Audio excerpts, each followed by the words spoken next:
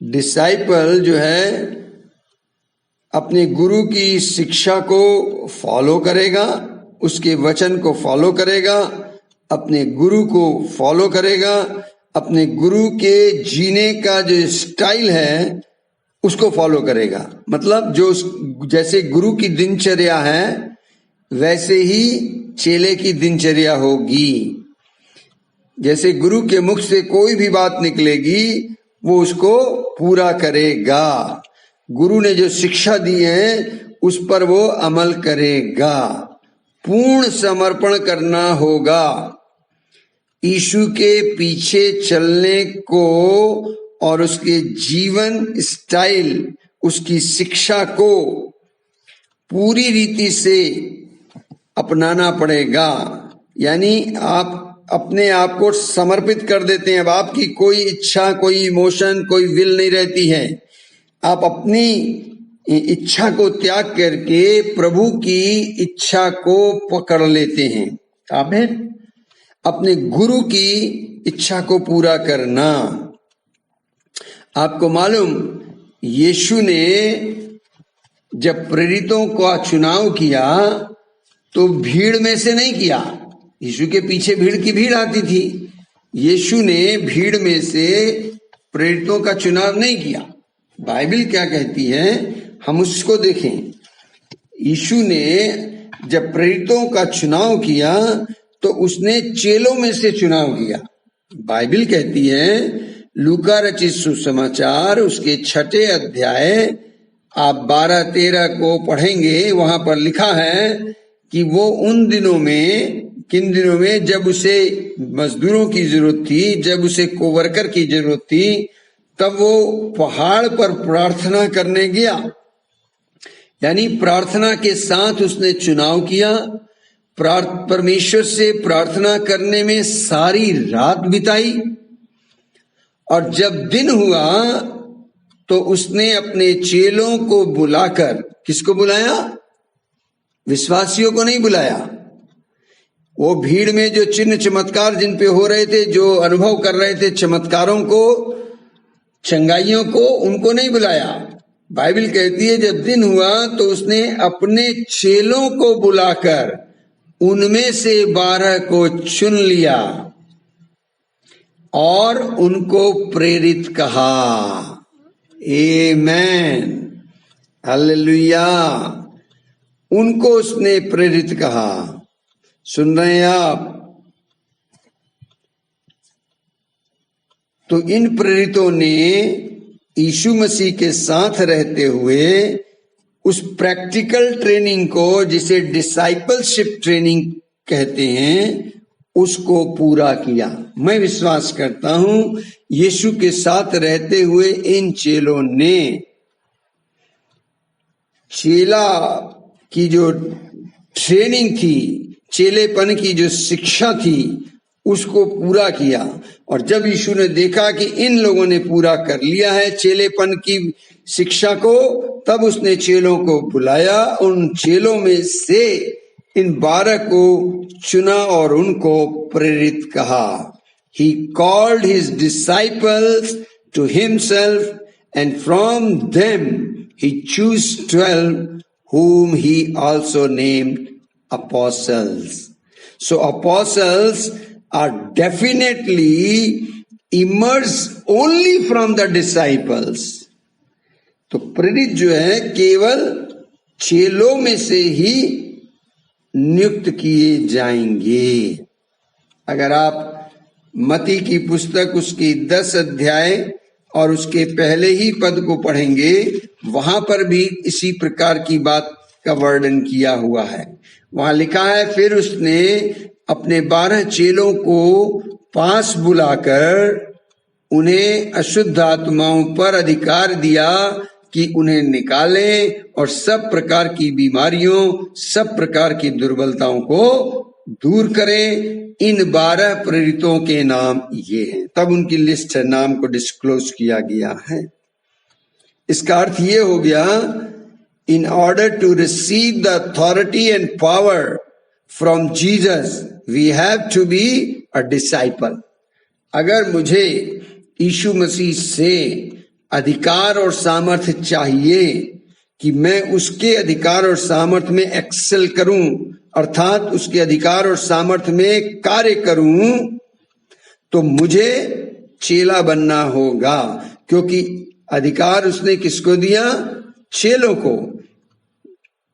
In order to receive the authority and power from Jesus, we have to be disciple. Jesus did not delegate his authority and power to the crowd.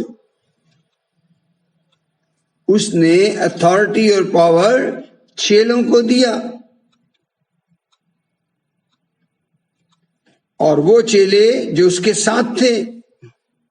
तो मैं क्या चीज आपको समझाने की कोशिश कर रहा हूं कि आप विश्वासी बन गए, चर्च के मेंबर भी बन गए, चर्च रेगुलर जाते हैं, वचन सुनते हैं, सारी आज्ञाओं का पालन कर रहे हैं, आप अपना दशमांश भी देते हैं, सब कुछ ठीक है।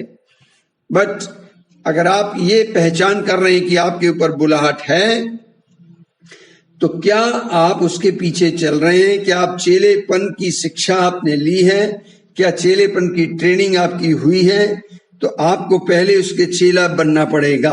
आपको मालूम, हजारों हजार चेले थे मसीह के, और उसमें से उसने केवल 12 को चुना था, जो उसके संग रहे थे, जो उसके पीछे चलते थे, जो उसके कहने को मानते थे, जो उसके वचन को, इसकी इच्छा को पूरा करते थे। उसने सबको बात कही, जितनों को उसने अपने चेला बनाना चाहा, उसने कहा follow me and I will make you the fisher of man. उसने कहा मेरे पीछे हो लो तो मैं तुम्हें मनुष्यों के पकड़ने वाला बना दूंगा। आपको याद आ रहा है 4 अध्याय, मत्ती 4 अध्याय और उसके 19 और 20 पद में यीशु ने कहा मेरे पीछे चले आओ तो मैं तुमको मनुष्यों के पकड़ने वाला बनाऊंगा। और बाइबल कहती है वे तुरंत जालों को छोड़कर उसके पीछे हो लिए। They immediately left their nets and followed him.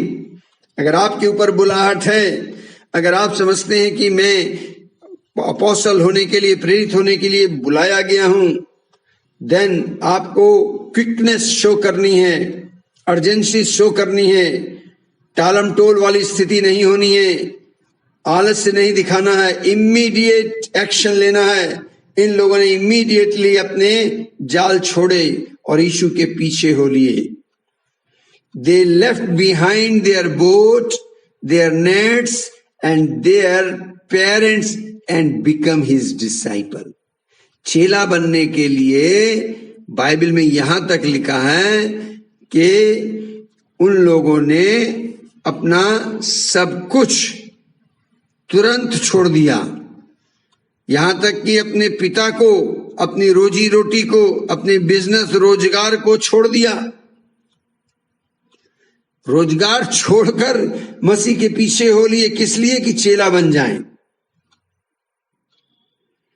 वे लोग एकदम से चेले, एकदम से प्रेरित नहीं बने। They did not immediately become apostle. They followed him for a long time. और एक अच्छी भोर सुबह को जब उठे, यीशु ने उन्हें अपने पास बुलाया। उसने रियलाइज किया इन्होंने अपने रिश्तेदारों को छोड़ दिया, माँ बाप को छोड़ दिया, अपने बिजनेस को छोड़ दिया, जिनसे इनकी रोजी रोटी थी, सोर्स ऑफ इनकम को छोड़ दिया, मेरे पीछे आ गए हैं। और तब यीशु ने उनको अधिकार और सामर्थ्य दिया और उनको प्रेरित होने का नाम दिया। Jesus make apostle out of his disciple who forsake all. All means all.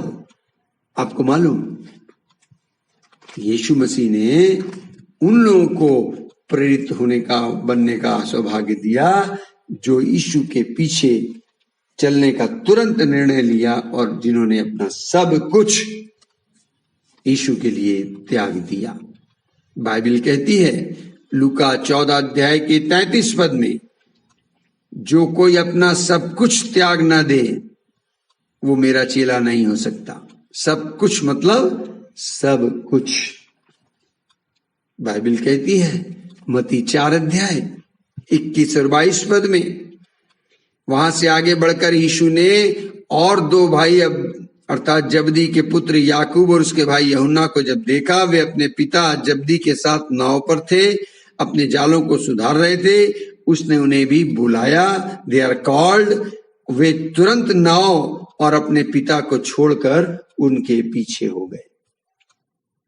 आपको कुछ दिख रहा है यहां? कुछ आप समझ पा रहे हैं?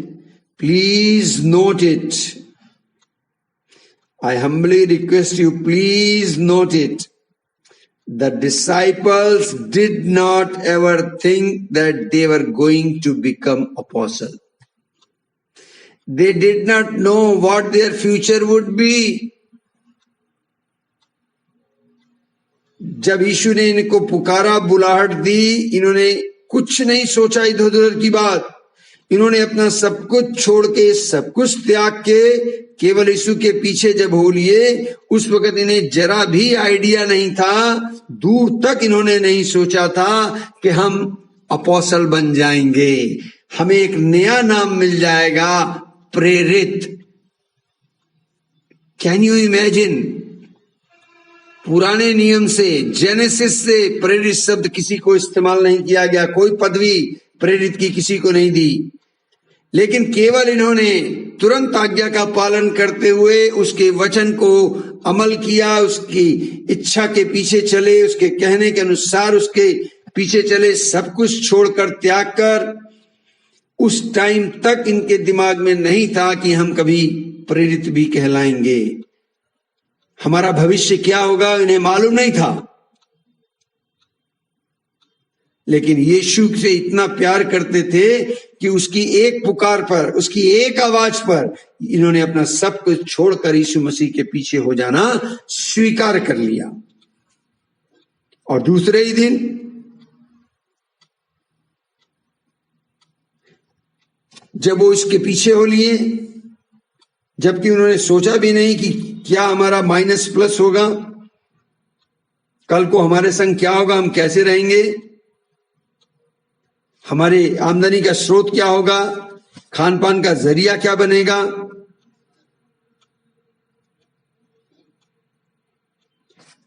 हमारे परिवार के लोग क्या कहेंगे। हो, इन्होंने किसी भी बात की परवाह नहीं की, किसी भी बात की चिंता नहीं की। अजीजों, अगर आप प्रेरित होना चाहते हैं, अगर आपके ऊपर बुलाहट है प्रेरिताई सेवकाई की, तो पहले आपको चेला बनना पड़ेगा। चेला बनने के लिए यीशु के पीछे चलना पड़ेगा, उसके शब्दों के पीछे चलना पड़ेगा, उसके रोज जीने के अंदाज को सीखना पड़ेगा, उसकी दिनचर्या को फॉलो करना पड़ेगा, अडॉप्ट करना पड़ेगा। वो क्या करता था, कैसे करता था, हर बात में उसकी कॉपी करनी पड़ेगी, प्रैक्टिकल ट्रेनिंग लेनी पड़ेगी। आमेन, आमेन। और उस समय इन चेलों ने जो प्रेरित बनने का सौभाग्य पाया, इन्होंने अपना सब कुछ मसीह के लिए त्यागा। मैं अंदर की बात बताऊं, जिस किसी से आप प्यार करते हैं, सच्चा प्यार, दिल से प्यार, दिलो जान से प्यार, आप उसके लिए सब कुछ कुर्बान करने को तैयार हो जाओगे। That is also one of the proof that you love him. आप आउट ऑफ वे चले जाएंगे, ये प्यार का सबूत कहलाता है। इन्होंने यीशु मसीह से प्यार किया, यीशु पे विश्वास किया और यीशु के लिए सब कुछ छोड़ने को तैयार हुए, कुर्बान करने को तैयार हुए और डिसाइड किया, अपने आप में निर्णय लिया कि हम यीशु के पीछे चलेंगे। What a obediency! I honor this obedience. It's amazing. पहली सदी के ये 12 चेले, they are really amazing in obedience. इनकी आज्ञाकारिता को मैं सलाम करता हूं। I honor them. Oh, I honor them. हो रिबाला हालबा। प्रभु वो सेम आज्ञाकारिता की आत्मा हम पर जुम्बिश करे, सेम आज्ञाकारिता की आत्मा जो यीशु मसीह के ऊपर थी वो हम पर आए। Lord I want to follow you, oh I want to follow you Lord because I love you, I love you Lord। प्रभु मैं अपना सब कुछ से मोह भंग करता हूं, सारी चीजें सेकंड, फर्स्ट नंबर पे तू प्रभु, और तुझे फॉलो करता हूं, तेरे पद चिन्हों पे चलता हूं। हाँ प्रभु जी, तेरे पद चिन्हों पे। जब यीशु ने इनको बुलाहट दी, इन्होंने एक पल भी देरी नहीं की, अपना नफा नुकसान नहीं सोचा। इन्होंने अपनी नाव छोड़ दी, जो इनका रोजी रोटी का जरिया था, जो इनका मेन बिजनेस था, उसको छोड़ दिया, जाल को वहीं छोड़ दिया, अपने पिता को वहीं छोड़ दिया। बाइबल कहती है इमीडिएटली दे फॉलोड हिम। आप पढ़े वहां मत्ती 4:22 में लिखा, तुरंत वे तुरंत नाव और अपने पिता को छोड़कर उसके पीछे हो लिए। इमीडिएट ओबीडियंसी, वाह वाह वाह वाह वाह, नो डिले इन ओबीडियंसी। इसका मतलब अगर आप देरी से आज्ञा पालन करते हैं तो फिर वो आज्ञा उल्लंघन है। जोर जबरदस्ती या किसी के कहलावे से ओबीडियंसी का पालन कर रहे हैं तो वो भी आज्ञा उल्लंघन है। We have to be obedient, willingly obedient and immediate obedience। इन चेलों ने सब कुछ तुरंत छोड़ा और यीशु मसीह के पीछे हो लिए। आमेन आमेन। ये एक पहला लेसन है ट्रेनिंग का। प्रेरित बनना है तो प्रेरित बनने के लिए ये पहला पाठ है जो मुझे और आपको सीखना पड़ेगा। Learn in A discipleship training that I must be obedient. चेले बनने का पहला शिक्षा ओबीडियंसी है। मैं आपसे ये नहीं कह रहा कि आप अपने बीवी बच्चों को छोड़कर पहाड़ पे चले जाओ, आप अपनी नौकरी से आज जाके रिजाइन कर दो, ये मैं नहीं कह रहा हूं। मेरा कहने का मतलब क्या है, अगर आपके ऊपर बुलाहट है, clear cut, you have the audible voice, then immediate you must follow the instruction, must follow Jesus. पौलुस को देखें, Paul was on the way of दमिश्क, जब दमिश्क के रास्ते पर जा रहा था और जब उसके ऊपर बुलाहट आई, बाइबल में लिखा है गलतियों 1 अध्याय 15-17 पद में पढ़ना, वहां लिखा है जब उसके ऊपर बुलाहट आई तब उसने लहू और मांस से कुछ भी पूछने की जरूरत नहीं समझी, उसने किसी से परमिशन नहीं ली। बाइबल कहती है कि वो लहू और मांस से किसी बात से सलाह नहीं किया और वो आगे बढ़ गया। The moment he received God's call, he did not consult with the flesh and blood, nor did he seek human counseling। परंतु परमेश्वर की, जिसने मेरी माता के गर्भ ही से मुझे ठहराया और अपने अनुग्रह से बुला लिया, जब इच्छा हुई कि मुझ में अपने पुत्र को प्रकट करे कि मैं अन्य जातियों में उसका सुसमाचार सुनाऊं, तो ना मैं मांस और लहू से सलाह ली और ना यरूशलेम को उनके पास भेजा गया जो मुझसे पहले प्रेरित थे, परंतु तुरंत अरब को चला गया और फिर वहां से दमिश्क को लौट आया।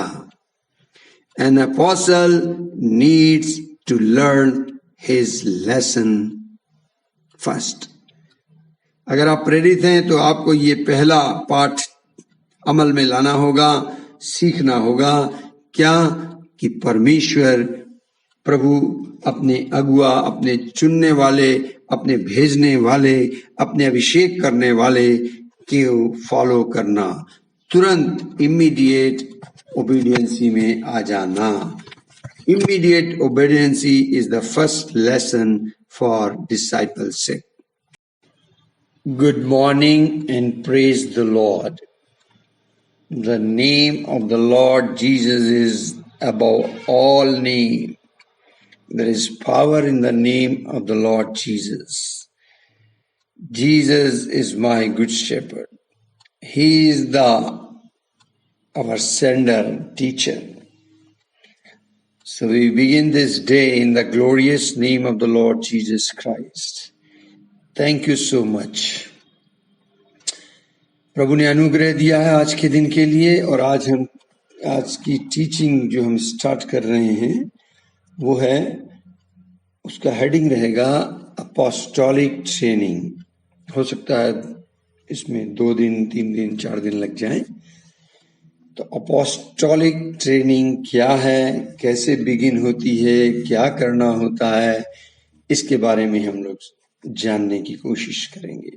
हम प्रार्थना करें। प्यारे पिता, हम प्रभु यीशु मसीह के नाम में आपके चरणों में स्कूल ऑफ अपोस्टल्स को लेकर आए हैं, उसके स्टूडेंट्स को लेकर आए हैं। आपका धन्यवाद करते हैं कि आपने हमें अनुग्रह बख्शा है कि हम आपके वचन को सीखें, अमल करें और दूसरों को सिखाएं।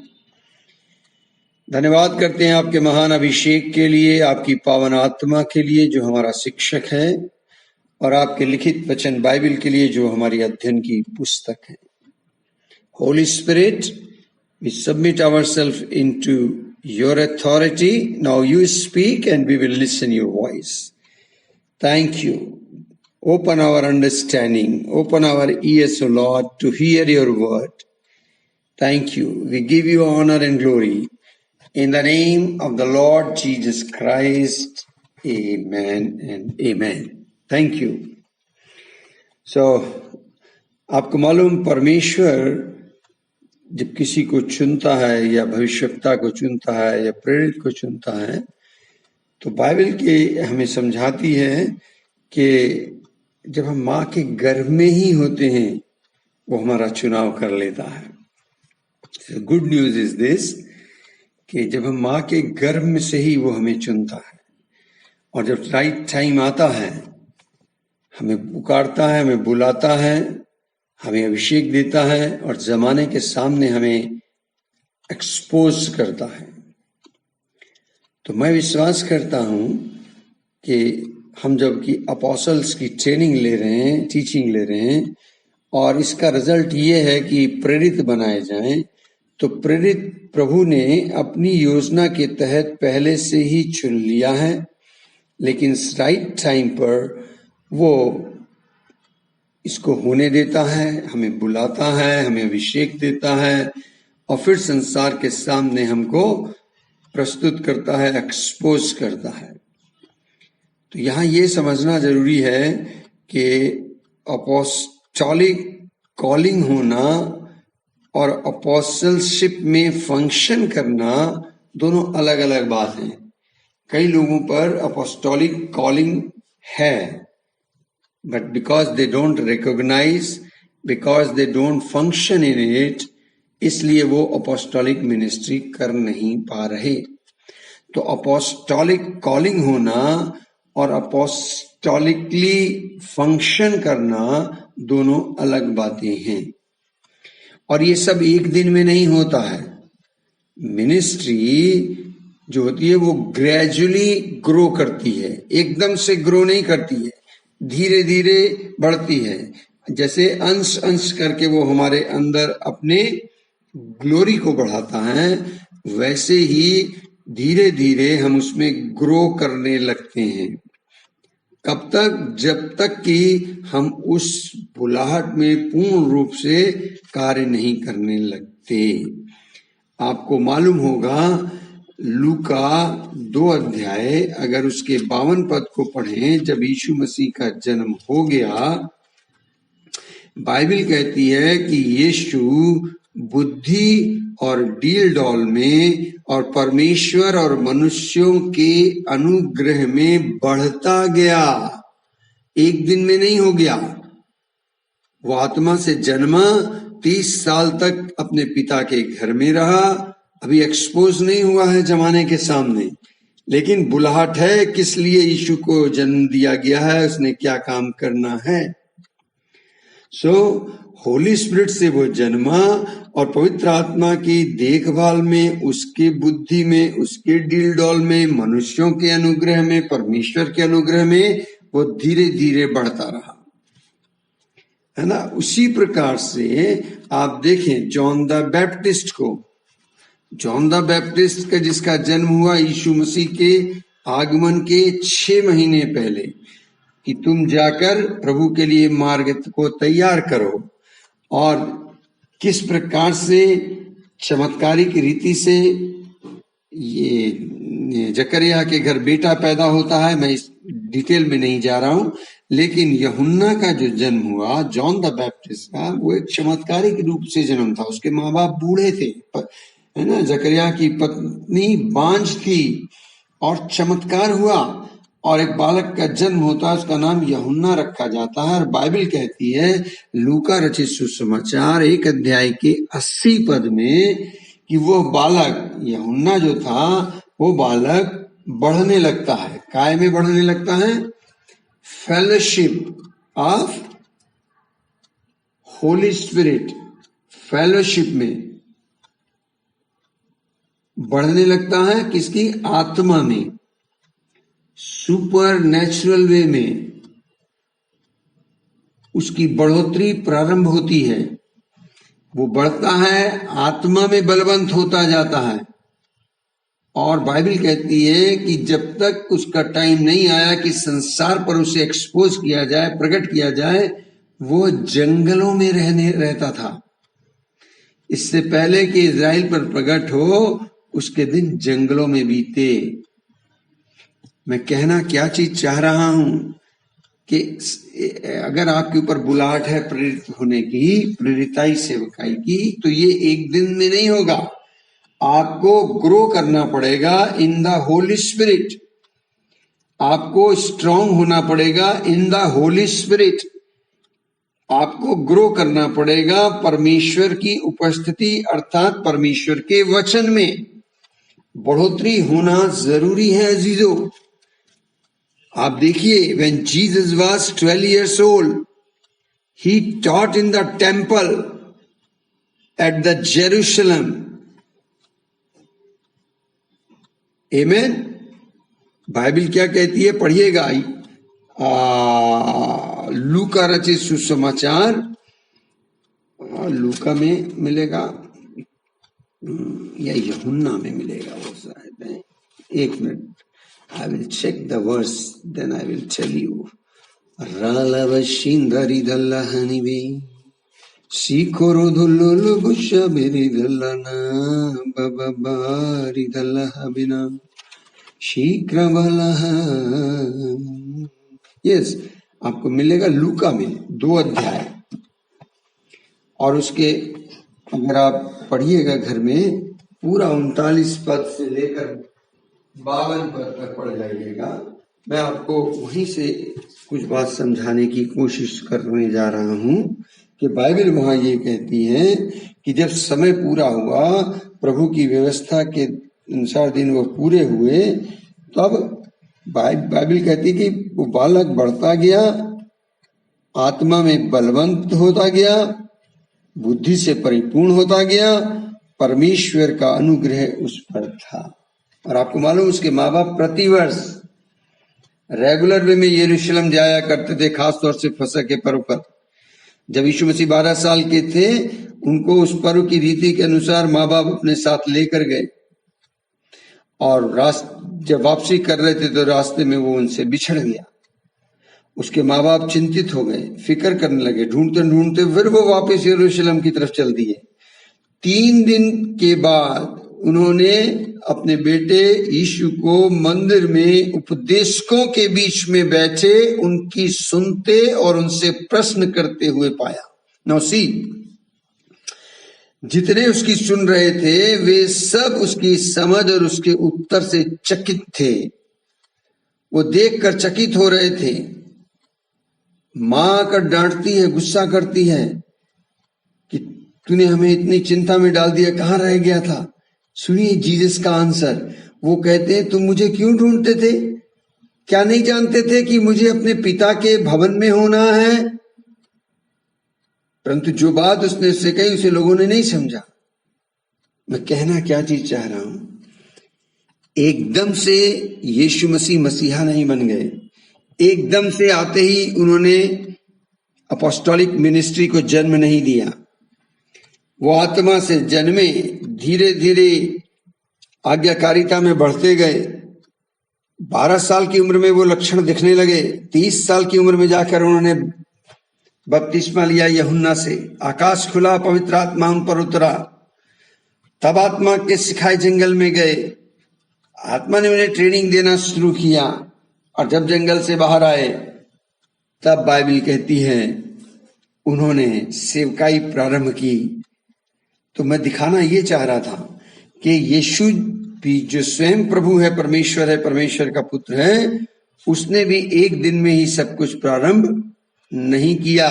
सब एक दिन में नहीं होता है, आपको वेट करना पड़ता है। बीज बोने के बाद फसल की कटनी के लिए वेट करना पड़ता है। तो वो जो वेटिंग टाइम होता है वो आपका प्रिपरेशन टाइम कहलाता है, आपका ट्रेनिंग पीरियड कहलाता है। और उस ट्रेनिंग पीरियड में आप धीरे धीरे कर कर उस चीज को सीखते हैं, परिपक्व होते हैं और वो उसका पालन करते हैं। आप क्या सोचते हैं? इफिसियों 4 अध्याय के अनुसार जो 5 फोल्ड मिनिस्ट्री प्रभु यीशु ने कलीसिया को गिफ्ट के रूप में दी, आप गौर से देखें उसमें सबसे पहली मिनिस्ट्री क्या है? वो अपोस्टोलिक है। अपोस्टोलिक मिनिस्ट्री को पहला दर्जा दिया है, पहले स्थान पर रखा गया है। तो क्या आपको नहीं लगता कि 5 प्रकार की सेवकाई में जो पहला स्थान जिस मिनिस्ट्री को रखा गया है उसकी इंपॉर्टेंस कितनी ज्यादा होगी? Don't you think that such a high calling demands the preparation and need for the growth process? क्या आपको नहीं लगता कि उस पहली जो सेवकाई रखी गई है उसके लिए कितनी ज्यादा तैयारी की, कितनी ज्यादा ट्रेनिंग की आवश्यकता होगी? If the called once walk in complete obedience, ध्यान से सुनिएगा मैं क्या कह रहा हूं। If you are called then you have to walk in complete obedience and you have to develop a deep rooted relation with God in you and you have to excel in his training. अगर आपके ऊपर वो बुलाहट है तो आपको प्रभु की आज्ञाकारिता में और उसके साथ एकापन में, उसके साथ नजदीकी अपनत्व संबंध स्थापित करते हुए इस काम को, अपोस्टोलिक सेवकाई के काम को करने में मेहनत करनी पड़ेगी। 3 बातें ध्यान रखना। पहली चीज, ट्रेनिंग में कंप्लीट ओबीडियंसी होगी। आपका रिश्ता मसीह यीशु के साथ डीप रूटेड इन रिलेशनशिप, मेरी आत्मा और मसीह की आत्मा दोनों में एकापन, क्लोजनेस, अपनत्व की जड़ें बहुत गहरी हों। मेरा और मसीह का रिश्ता दृढ़, मजबूत, प्यार से भरा हुआ, ताकि मैं उसके इशारे को भी समझ जाऊं और उसके साथ इस रिश्ते को बनाने की जो शिक्षा है, जो ट्रेनिंग है, जो तैयारी है, उसमें मेहनत करना होना जरूरी है। मेरी बात समझ में आ रही है आपको? कि जिसने हमें चुना है, जो हमारा भेजने वाला है, जो हमें प्रेरिताई सेवकाई में इन्वॉल्व कर रहा है, उस पहली 5 फोल्ड मिनिस्ट्री के पहले ऑफिस में हमें रखना चाह रहा है, तो ये जरूरी है कि हम उस विभाग की, उस सेवकाई की ट्रेनिंग परिश्रम के साथ करें, मेहनत के साथ करें। और उसकी बुनियादी बात क्या है कि मुझे उसके साथ बहुत ही नजदीकी, बहुत ही क्लोज अपनत्व के रिश्ते में गहरी जड़ पकड़नी पड़ेगी, अर्थात मेरा और उसका रिश्ता मजबूत होगा और मैं उसके पीछे चलूंगा, अर्थात उसकी आज्ञाकारिता में रहूंगा। प्रेरिताई सेवकाई के फायदे हर आदमी लेना चाहता है, जानना भी चाहता है, और फायदे देखकर वो कहता है कि मैं अपोस्टल बनूंगा।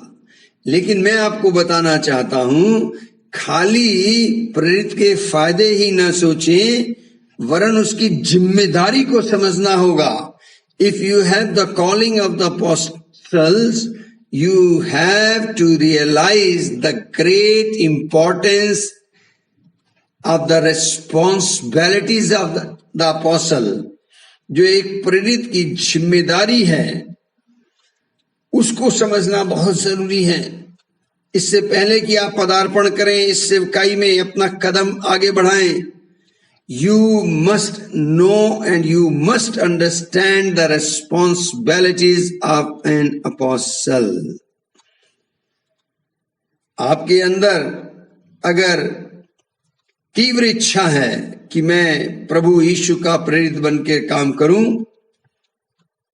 या अगर किसी ने आपको प्रोफेटिक वर्ड रिलीज किया है, आपके ऊपर प्रोफेसी हुई है आपके ऊपर, और आपने उस प्रोफेसी के वर्ड को कैच किया है कि मैं प्रेरित बन के कार्य करूंगा, तो मैं आपको बताना चाहता हूं आज की ये शिक्षा आपको बहुत मदद करेगी। Today's teaching will help you to grow in your calling. आप अपनी उस बुलाहट को पूरा करने में कामयाब होंगे। ये शिक्षा आपको बहुत फायदा पहुंचाएगी। आपको इस ट्रेनिंग से होकर गुजरना पड़ेगा। जो मैं आपको बात ट्रेनिंग की यहां बता रहा हूं, अगर आप यहां पर होते तो इस ट्रेनिंग को मैं यहां अपने सामने करवाता। अब आप दूर हैं मुझसे, आप सुने और समझें। मैं यहां से बोल रहा हूं, लेकिन करना आपको है। जो आप करते हैं जब, वो प्रैक्टिकल ट्रेनिंग कहलाने लगता है। तो जो बेसिक ट्रेनिंग है, जो बेसिक चीज है, जो फाउंडेशनल ट्रेनिंग है, वो मैं आपको पॉइंट वाइज समझाना चाहता हूं। तो पहला पॉइंट ट्रेनिंग का आप नोट करें। First thing, excel in discipleship training, यानी शिष्यता में मेहनत करनी पड़ेगी, ये हेडिंग रहेगा। दूसरे शब्दों में ये कहूं कि अगर आप प्रेरित बनना चाहते हैं तो पहले आपको चेला बनना पड़ेगा। ऐसा नहीं है कि विश्वासी बन गए और चर्च के मेंबर बन गए, विश्वासी से डायरेक्ट आप अपोस्टल बन जाएं, ऐसा नहीं है। विश्वासी को चेलेपन की जो सारी प्रोसेस है उससे होकर गुजरना पड़ता है, या यूं कहिए चेला क्या है उसकी समझ होना और चेले वाला जीवन को गुजारना जरूरी है। मैं अक्सर कहता हूं, फॉलो जीसस मीन्स उसका चेला बनना है तो जीसस के पीछे चलना पड़ेगा। चेला वो होता है जो अपने गुरु के पद चिन्हों पर चलता है। चेला वो होता है जो अपने गुरु की नकल करता है। चेला वो होता है जो गुरु के रुके हुए कार्य को पूरा करता है। You must learn everything concerning a disciple of God. You must go through our school of disciple। हम 10 दिन का स्कूल चलाते हैं चेले के ऊपर। जब कभी यहां चले उसकी ट्रेनिंग ले। सबसे टफेस्ट ट्रेनिंग है स्कूल ऑफ डिसाइपल की। मैं क्यों कह रहा हूं? Because in farmer time disciples identified themselves with the teacher and surrendered their life to completely follow his lifestyle and teaching. यीशु मसीह के पीछे हो लेने का निर्णय इन्होंने तुरंत लिया, मीन्स उसको फॉलो करने लगे। अगर आप यीशु के पीछे इमीडिएट हो लेते हैं, तुरंत, it means you are loving him. इसका मतलब आप चेले बनने की प्रक्रिया में एंटर हो रहे हैं। दूसरे शब्दों में मैं ये कहूं कि चेला बनने के लिए किसी चीज की प्रभु डिमांड रखते हैं, या यूं कहूं डिमांड ऑफ द डिसाइपलशिप। एक चेले बनने के लिए आपको क्या करना है, क्या चीज प्रमुख है, या क्या कुर्बानी आपकी ओर से होनी है। तो उसके लिए क्या है? Love the lord above all, love Jesus alone, केवल और केवल यीशु को प्यार करना है। Love Jesus more than anything in the world. World means WORLD, world means your ministry, your family, wife, children and the things of the world. इन सब से बढ़कर प्यार करना है यीशु को। ध्यान से सुनिए मैं क्या कह रहा हूं। Love Jesus more than anything in the world. संसार को सेकंड करना पड़ेगा।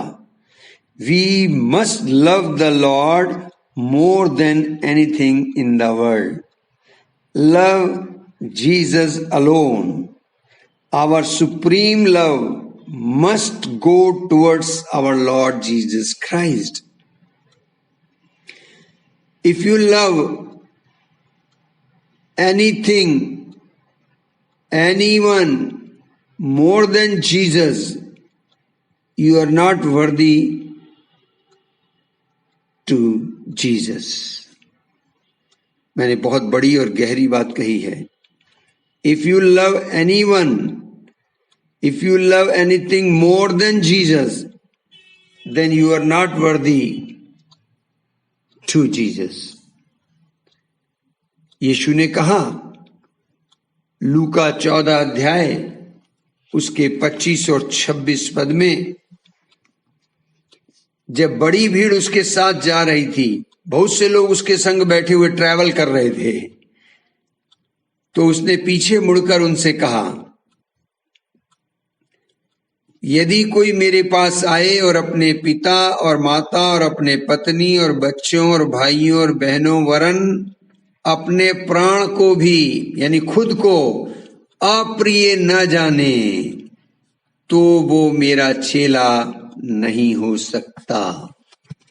माय गुडनेस, देख रहे हैं आप कितनी कठिन बात कही है।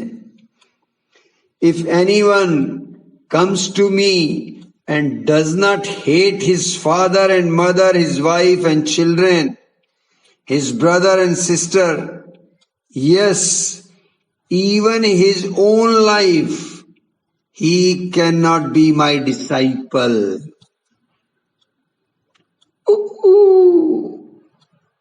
It's very difficult. प्रेरित बनना आसान नहीं है। पहले चेला बनो, चेला बन के दिखाओ, चेले में पन की विश्वास योग्यता दिखाइए। चेक योर सेल्फ, पढ़िए इसे फिर से।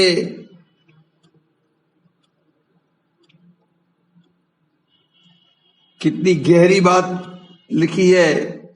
इसका अर्थ ये है, when we compare our love for the Lord, our love for others must be secondary. यानी यीशु मसीह के साथ प्यार एक तरफ, सारे जहां से प्यार अलग। अपने आप को, अपने परिवार को, अपनी मिनिस्ट्री को, संसार को, वो अलग।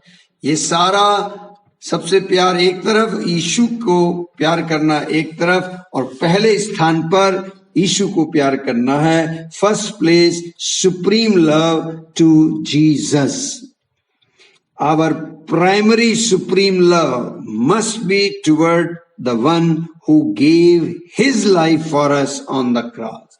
हमारा जो पहला प्रेम है वो यीशु मसीह को होना है, उसके लिए होना है जो मेरे लिए अपनी जान को दिया है, जो मेरे लिए खून बहाया है, जिसने अपने प्राण न्यौछावर मेरे लिए किए और जो मरकर जिंदा हो गया। बाइबल क्या कहती है 2 कुरिन्थियों 5:15 में कि अब से हम उसके लिए जिएंगे जो मरकर जी उठा है। ठीक है, अगर आपका विश्वास है कि यीशु मेरे लिए मरा गाड़ा गया जी उठा, तो आज से मैं किसके लिए जीऊंगा? अपने लिए नहीं, अपने बच्चों के लिए नहीं, अपनी सेवकाई के लिए नहीं, अपने संसार के लिए नहीं, मैं जीऊंगा तो केवल और केवल यीशु के लिए। मेरा पहला प्यार, मेरा पहला स्थान यीशु को होगा। मत्ती 10 अध्याय अगर आप 37 पद को पढ़ें, 37 को, वहां भी इस प्रकार की बात प्रभु यीशु मसीह अपनी जुबान से कह रहे हैं। और वो कहते हैं, जो माता या पिता को मुझसे अधिक प्रिय जानता है वह मेरे योग्य नहीं। एक तरफ माँ बाप, एक तरफ यीशु मसीह। नाउ आप अपने आप को जांचें और चेक करें कि माँ बाप को ज्यादा प्यार करते हैं या यीशु को। यीशु कहते हैं अगर आप माँ बाप को ज्यादा प्यार करते हैं, उनको पहला स्थान देते हैं, मुझे नहीं, तो आप फिर मेरे योग्य नहीं हैं। और जो बेटा या बेटी को मुझसे अधिक प्रिय जानता है वो मेरे योग्य नहीं है। मैं नहीं कह रहा हूं, प्रभु यीशु मसीह कह रहे हैं।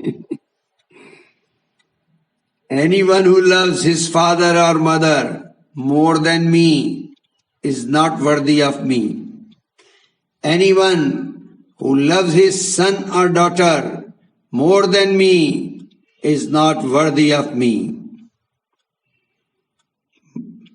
Not worthy means not worthy.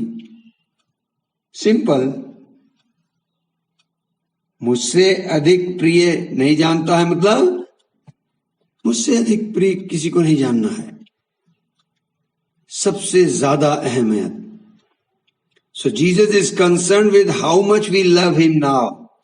आपने जब यीशु को ग्रहण किया तब नहीं, आज की तारीख में अब आप यीशु को कितना प्यार करते हैं, क्या दर्जा देते हैं, किस स्थान पर आपने यीशु को रखा है। आप अपने विल, अपनी डिजायर, अपने इमोशंस को पहला स्थान दे रहे हैं या यीशु को? यीशु ने कहा प्रकाशित वाक्य 2 अध्याय उसके 3 और 4 पद में भी, उसने जब पहली कलीसिया को टोकम टाकी की, उसने कहा, प्रभु यीशु का वचन कहता है कि तू धीरज धरता है, मेरे नाम के लिए दुख उठाते हुए थकता नहीं, पर मुझे तेरे विरुद्ध ये कहना है कि तूने अपना पहला सा प्रेम छोड़ दिया है। फर्स्ट प्लेस, फर्स्ट लव वो जीसस को देना है। You lost your first love. पहले आप करते थे प्यार, once you love, but now you are not loving, the love has gone somewhere else. तो आपका प्यार कहीं और चला गया है। चेक करें, जो प्यार यीशु को जाना है वो कहीं और ना चला जाए। तो अगर आप चेलेपन की प्रक्रिया में आते हैं, चेला बनना चाहते हैं, तो पहली डिमांड क्या है डिसाइपलशिप की? Love the lord above all. आपकी टेस्टिंग भी होगी, लेकिन आपको पहला स्थान यीशु मसीह को देना है। यीशु को सर्वप्रथम प्रेम करना है। तब यीशु ने कहा take up the cross and follow me. तब यीशु मसीह उसके बाद कहते हैं कि तुम क्रूस लो और मेरे पीछे हो लो। आप देखें, जो अपना क्रूस लेकर मेरे पीछे न चले वो मेरे योग्य नहीं। यीशु कहते हैं वो फिर मेरे योग्य नहीं है। अगर आप अपना क्रूस लेकर उसके पीछे नहीं चलते। तो वो क्रूस से मतलब यीशु ने कहा लूका 14 अध्याय 27 पद में, जो कोई अपना क्रूस ना उठाए और मेरे पीछे ना आए वह भी मेरा चेला नहीं हो सकता। हेलो, प्रेज द लॉर्ड, बोलिए प्रेज द लॉर्ड। रावालीना हखबरा। मत्ती 16 अध्याय 24 पद में लिखा है, तब यीशु ने अपने चेलों से कहा, यदि कोई मेरे पीछे आना चाहे तो अपने आप का इनकार करे। मीन्स मैं हूं ही नहीं। जब मैं ही नहीं हूं तो मेरी इच्छा, मेरे इमोशन, मेरी डिजायर, मेरे विल कुछ नहीं है। पहली चीज अपने आपे का इनकार करे, अपना क्रूस उठाए और तब वो मेरे पीछे हो ले। अगर आप चेला बनना चाहते हैं तो ये कठिन बात है, इसलिए सोच समझ लें तब निर्णय लें। यीशु ने कहा मार्क चैप्टर 8 वर्स 34, वहां पर उन्होंने बोला, उसने भीड़ को अपने चेलों समेत पास बुलाकर उनसे कहा, जो कोई मेरे पीछे आना चाहे वो अपने आपे से इनकार करे और अपना क्रूस उठाकर मेरे पीछे हो ले। राबली हाबा नहाखिबरी सुखरीद लहाल लबा शिबरे दली नहकबरे। लूका 9 अध्याय उसके 23 पद को पढ़िए। वहां यीशु जी कहते हैं, यदि कोई मेरे पीछे आना चाहे तो अपने आपे से इनकार करे। You have to deny your self, then only you can come. राबालीना हखबरे दिले हेंदरी दली है नेवे। यदि कोई मेरे पीछे आना चाहे तो अपने आपे से इनकार करे और प्रतिदिन अपना क्रूस उठाए हुए मेरे पीछे हो ले। My dear, it is a tough thing, it's not easy thing, so you have to take up the cross and follow। तो क्रॉस उठाने से पहले अपने आपे का इनकार करना पड़ेगा। ओके, अपने आपे का इनकार करना पड़ेगा। सोचिए, कल्पना कीजिए, थोड़ी देर के लिए सोचिए, यीशु मसीह प्रचार कर रहे हैं, सारी भीड़ वहां बैठी है, हजारों आदमी, और उस भीड़ में आप लोग भी बैठे हैं। जस्ट इमेजिन कीजिए, और यीशु मसीह वहां वचन की सेवकाई करते हैं, प्रभु पिता को प्रकट करते हैं, लोग उनकी वाहवाही कर रहे हैं, लोगों ने चिन्ह चमत्कार प्राप्त किए हैं, बीमार चंगे हो रहे हैं, दुष्ट आत्माएं निकल रही हैं, लोग बचाए जा रहे हैं, और सब यीशु मसीह के पीछे जाना चाहते हैं। जहां वो जा रहे हैं, भीड़ की भीड़ उनके पीछे जा रही है, और सब अपने हृदय में सोच रहे हैं, Lord we want to follow you, हैं, सब उसको फॉलो करना चाह रहे हैं। और सुनो, this condition he expected from them. उनसे यीशु क्या चाह रहा है? Today also his conditions are the same, they are not change, not reduce, not diluted. आज भी यीशु मसीह उनसे एक ही बात कह रहा है, अगर मेरे पीछे आना चाह रहे हो, अगर आप मेरे पीछे आना चाहते हैं, you have to deny your self and you have to take your cross, then you can follow me. My dear, this topic is very very very very important, बहुत ही महत्वपूर्ण है। अगर आप उसके क्रूस को उठाना चाह रहे हैं तो बहुत महत्वपूर्ण है कि आप अपने आपे से इनकार करें। यीशु मसीह रुक कर भीड़ को कहने लगे, यदि कोई मेरे पीछे आना चाहता है, आप डिसाइड कर लें, जरूरी नहीं आप मेरे पीछे आएं। क्यों? कि जब आप मेरे पीछे आएंगे आपको अपने आप का इनकार करना पड़ेगा और डेली बेसिस पे क्रूस उठाना पड़ेगा, प्रतिदिन। ऐसा नहीं है कि संडे संडे, ऐसा नहीं है कि पैशन वीक के डेज में, नो, ऐसा नहीं है कि किसी पर्टिकुलर मीटिंग में, ना, प्रतिदिन अपने आप का इंकार करना पड़ेगा। यह आसान नहीं होगा। क्यों? क्योंकि जो क्राउन और थ्रोन है वो परमेश्वर की सामर्थ और मैजेस्टी को दिखाता है। क्राउन जो मुकुट है, थ्रोन जो सिंहासन है, इतना आसान नहीं है। ये परमेश्वर की महासामर्थ को, महामैजेस्टी को, उसको दर्शाता है। क्रॉस से मतलब क्या है? Shame, rejection, affliction, persecution, despising, suffering. आपको जब क्रूस उठाने का मतलब, आपको इस दौर से गुजरना पड़ेगा। शर्म से, लज्जा से। लोग आपको रिजेक्ट करेंगे, आपको स्वीकार नहीं करेंगे, पसंद नहीं करेंगे, दुत्कारेंगे। आपको दुख और वेदना से होकर गुजरना होगा। सताव और विरोध आपको सहना पड़ेगा। लोग आपको घृणा की दृष्टि से देखेंगे, नीच दृष्टि से देखेंगे, कमेंट पास करेंगे। आपको सफरिंग के दौर से गुजरना होगा, दुख भोगना होगा, कठिनाई के दौर से आपको गुजरना पड़ेगा। That is the cross. उसको उठाना पड़ेगा। Are you ready for that?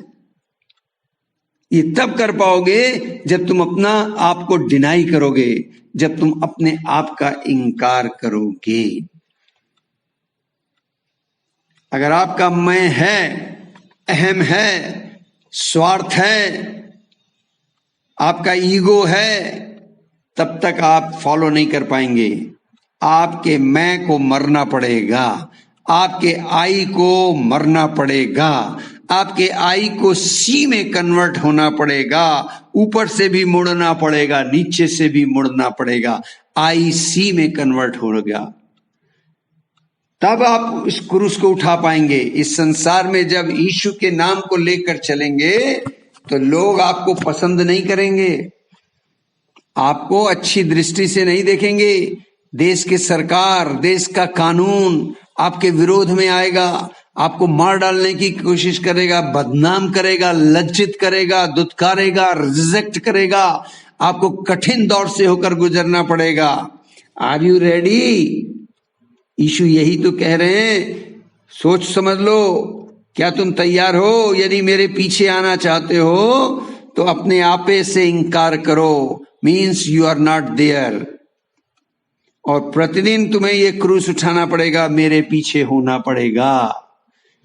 आपको जो दुख उठाना है, जो कठिन परिश्रम के दौर से गुजरना पड़ेगा, that is the suffering. Christ suffering,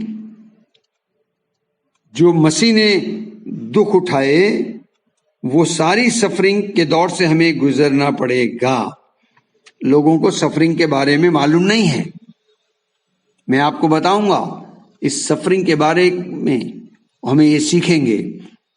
मैं नेक्स्ट जो मैं रिकॉर्डिंग आपको देता हूं, मैं यीशु की सफरिंग को आपको बताना चाहूंगा, थोड़ा उसे हाईलाइट करना चाहूंगा कि कौन सी सफरिंग को आपको दुख भोगना पड़ेगा, कौन सी सफरिंग आपको नहीं भोगनी है। तो हम अगले वाले सेशन में, नेक्स्ट क्लास में हम उसको सीखेंगे। तो अभी मैंने आपको सिर्फ इतनी सी बात बताई है कि अपोस्टोलिक कॉलिंग के लिए अपोस्टोलिक ट्रेनिंग की जरूरत है, और वो ट्रेनिंग की शुरुआत जो होगी वो आपकी कंप्लीट ओबीडियंसी से होगी, आपके deep rooted relation with Christ के साथ होगी, और आपको मसीह की जो प्रेरिताई सेवकाई है उसमें परिश्रम करना पड़ेगा, उस कार्य को करना पड़ेगा। और इसके लिए जरूरी है कि मैं चेलेपन की शिक्षा की पद्धति से होकर गुजरूं। चेलेपन के लिए मुझे मेहनत करना पड़ेगा, उसके साथ रहते हुए उसके वचन को फॉलो करना है, उसको फॉलो करना है, और उसकी दिनचर्या को फॉलो करना है। मीन्स उसकी ओबीडियंसी में आना है, यीशु की नकल करनी है। और पहली चीज उसमें मैंने चीज आपको सिखाई, दैट इज द ओबीडियंसी। उस ओबीडियंसी के लेवल में आना पड़ेगा। तो मैं नेक्स्ट 1-2 क्लास लूंगा जिसमें मैं चेले के बारे में आप बताऊंगा। क्यों? क्योंकि प्रेरिताई सेवकाई, प्रेरितों का चुनाव उसने भीड़ से न करके चेलों से किया।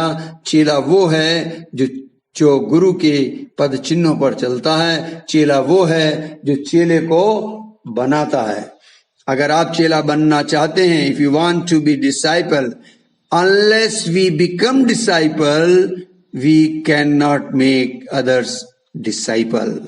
यदि मैं चेला बनना चाहता हूं तो जब तक मैं खुद चेला नहीं बनता तो मैं दूसरे को चेला नहीं बना सकता। आमीन। Okay, we will see you in the next class. So Lord bless them, Lord, bless them.